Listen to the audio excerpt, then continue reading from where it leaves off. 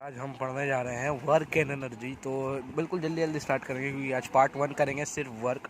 तो वर्क क्या है? Work done when a force produce motion. जब भी वर्क डन क्या होता है? देखो, वर्क हमारे डे टू डे लाइफ में हम किसी भी काम को बोलते हैं कि वो काम हो रहा है तो वो वर्क है। लेकिन वर्क डन इन फिजिक्स में, साइंस की भाषा में वर्क क्या होता है? वर्क जब भी आप कुछ फोर्स लगाए, जैसे सपोज ये पेन है, तो मैंने ऐसे फोर्स लगाया और ये कुछ डिस्टेंस गया, डिस्प्लेसमेंट हुआ, मतलब इसका मोशन हुआ इस पेन में, तो मैंने क्या किया? वर्क डन कर दिया। ये इसी को कहलाता है वर्क डन, और कुछ नहीं।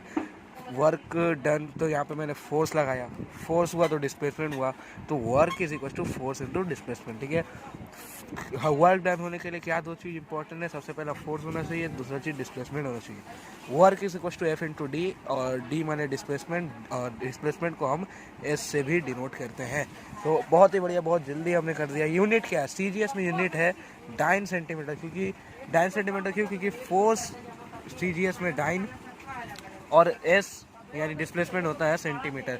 और यहाँ पे इसमें सीजीएस में तो हो गया, सीजीएस में इसको वर्क की यूनिट होती है अर्ग। ठीक है, सीजीएस में क्या होती है? वर्क की यूनिट अर्ग, ये बात याद रखना। एसआई में क्या होता है? Newton metre. ठीक है, न्यूटन मीटर। न्यूटन मीटर को हम जूल भी बोलते हैं। तो डाइन सेंटीमीटर को अर्ग बोलते हैं, न्यूटन मीटर को जूल बोलते हैं। और ये एक रिलेशन है कि 1 जूल इक्वल्स टू 10⁻⁷ अर्ग।